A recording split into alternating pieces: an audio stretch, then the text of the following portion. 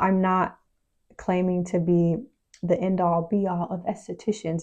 I'm just here to give you what I have learned so far as an esthetician, what has helped me as an esthetician, and hopefully to help the next generation of estheticians.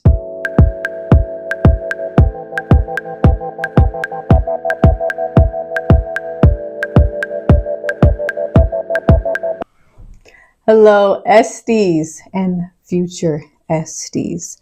If you clicked on this video, I'm sure it is because you really want the quickest guide to how to be successful as an esthetician. And listen, I am here to tell you, before I give you all of my best advice, I just want to give you a little breakdown of my career as an esthetician. Okay, so currently I am a virtual faith-led esthetician. So everything I do is online. I also offer an esthetician mentorship, and that's for new estheticians, or if you've been in the game for quite some time and you're just struggling trying to find your way in the industry. I also mentor estheticians on every level.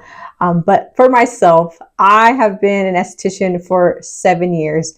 And to some estheticians, you know, that might sound like nothing, but I have been around, okay? So I have had multiple spa rooms. I have been an educator for 3 years. I worked as an aesthetics educator.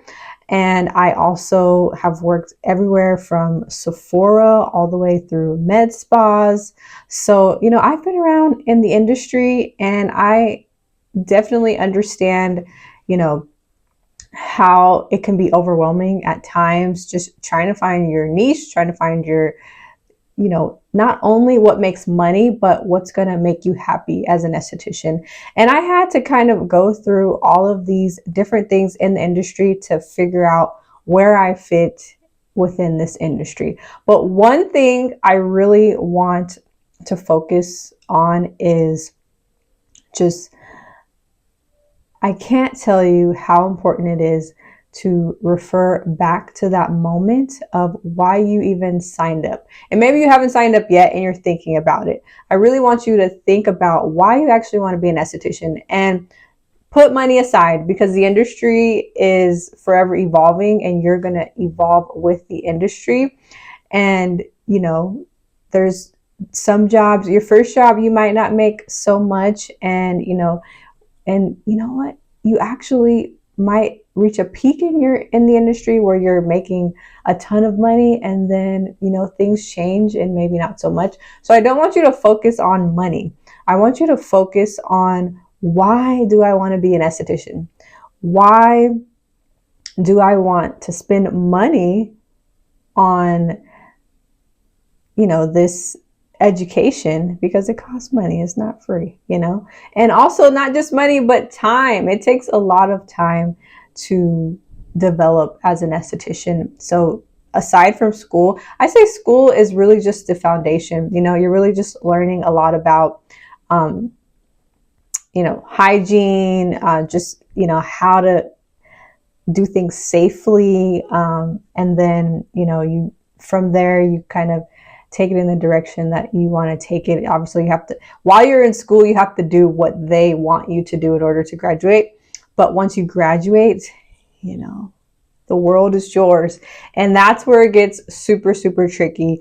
And I have seen so many estheticians that thrive in school. You know, they pass all the exams, they finish their tracker, meaning, you know, they've done the necessary facials and services to graduate. But then once they graduate, they have a hard time figuring out, where do I belong in this industry? You know, did I even make the right decision?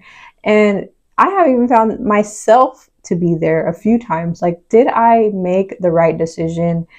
You know, I have had times where I just was not passionate about aesthetics, and I really struggled just trying to find my place in the industry.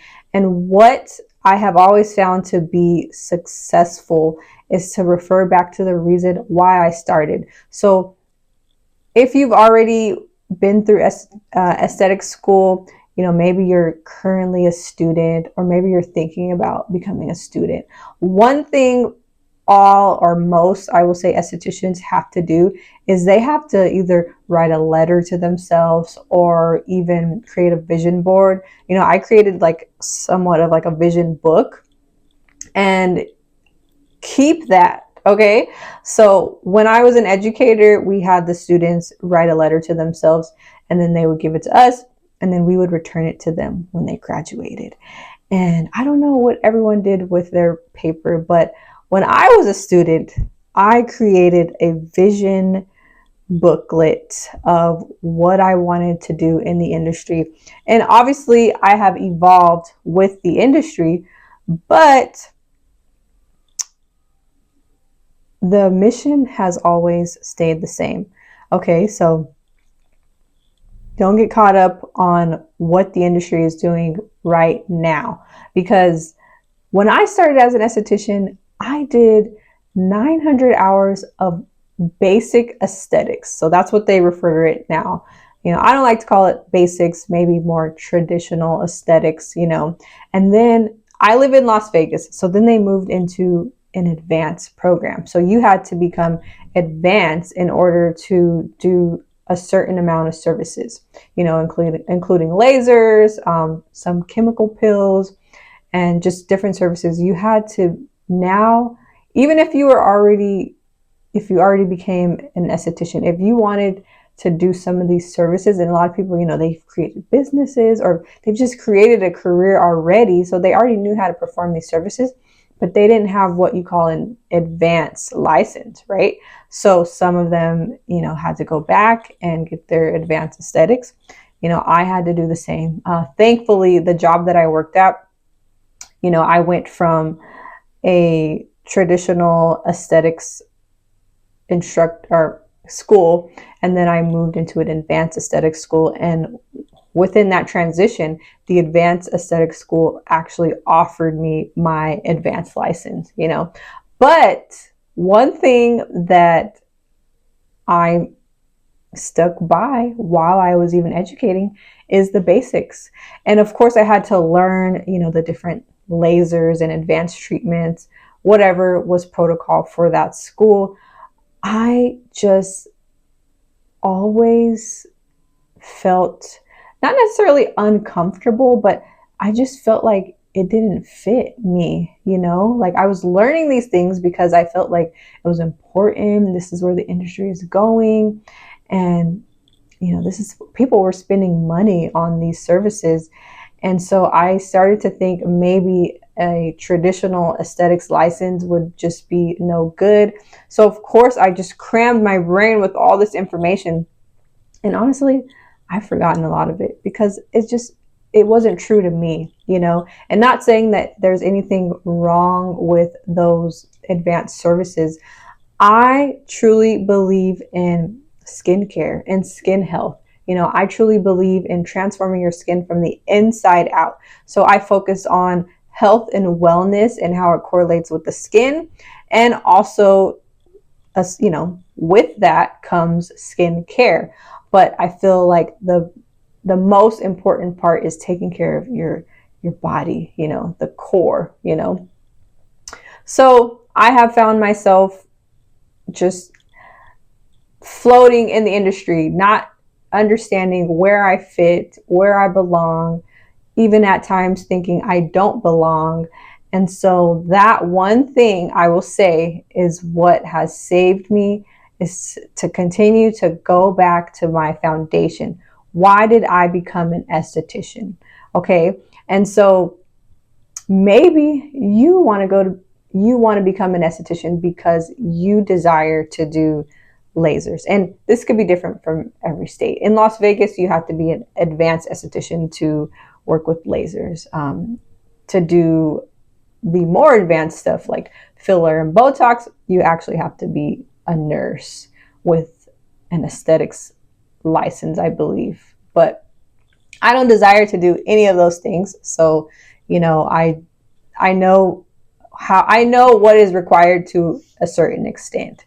I've never received filler. I've never received Botox because I just truly believe that I don't need it, not in a way of like I have perfect skin, like obviously I could use it.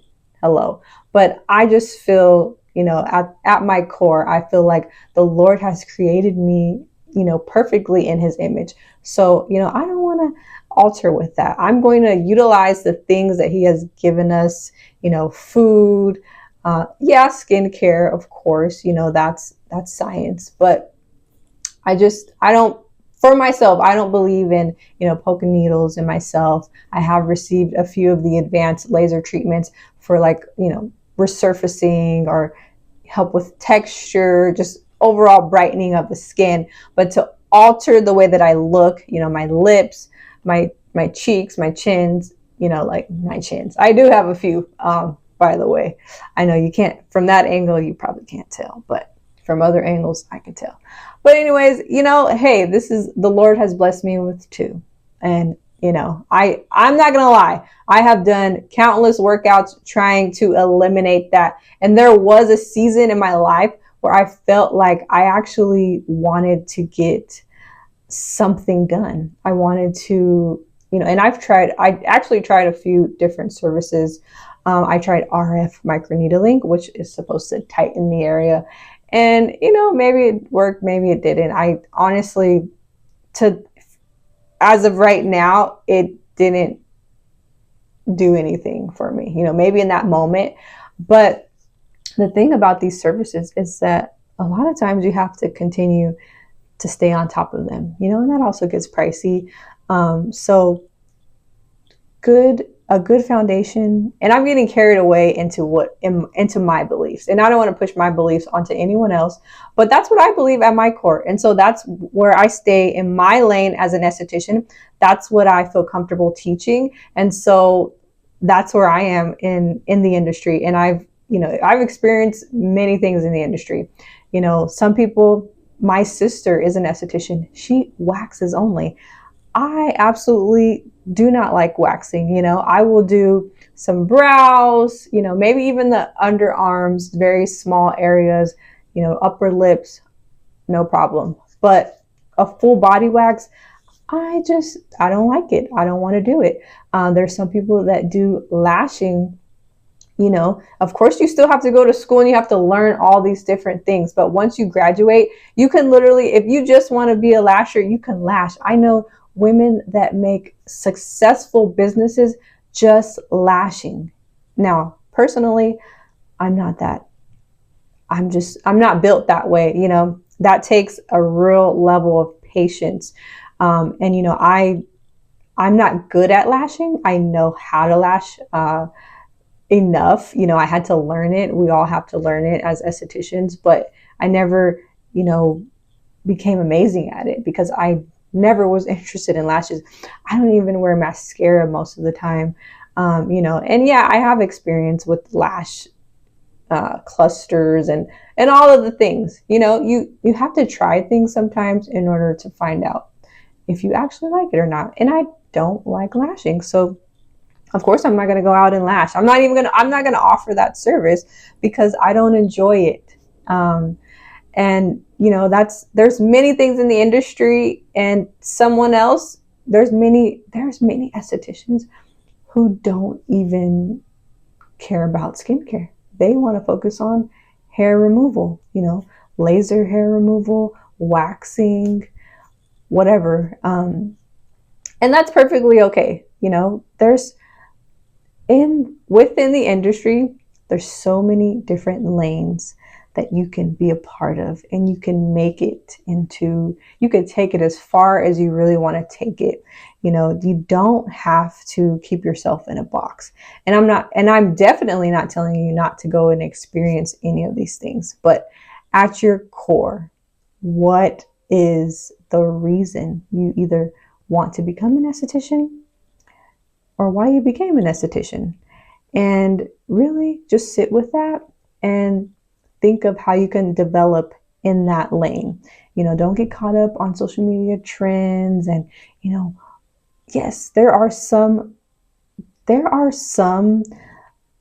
lanes within the industry that make more money than others. But if you're not happy doing it, what is even the point? I don't get along with lasers either. I love to receive laser hair removal because it's beneficial to me, because I'm just naturally a fairly, hairy woman. My entire body is covered in hair, and I don't necessarily love that. So of course, I want to receive laser hair removal to kind of keep that to a minimum, but do I want to go out and do it? No. Laser hair removal requires so many, to me, it's like speaking Chinese. I don't speak Chinese, so it's like a foreign language, so many numbers, and it literally, that emoji, like with the head exploding, like that's literally how I feel when I have to learn about lasers. And I took the advanced laser course twice.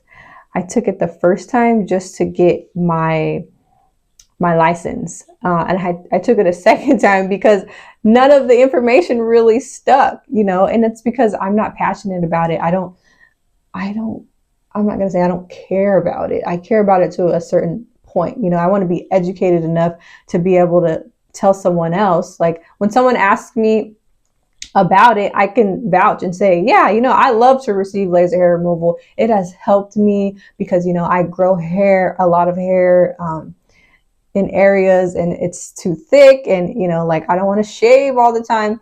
And so, yeah, I like laser hair removal. I liked it even more when I got it for free. Now that I have to pay for it because I'm not an educator, I'm not working, around these things. It's my mind. I still like it, but I don't go and get it as much as I should. But nevertheless, I hope that I hit the main point here. And, I don't have a checklist for you. I definitely don't. If I could make videos about many things in the industry, if there's something that you're interested in particular, I'm not claiming to be the end all be all of estheticians.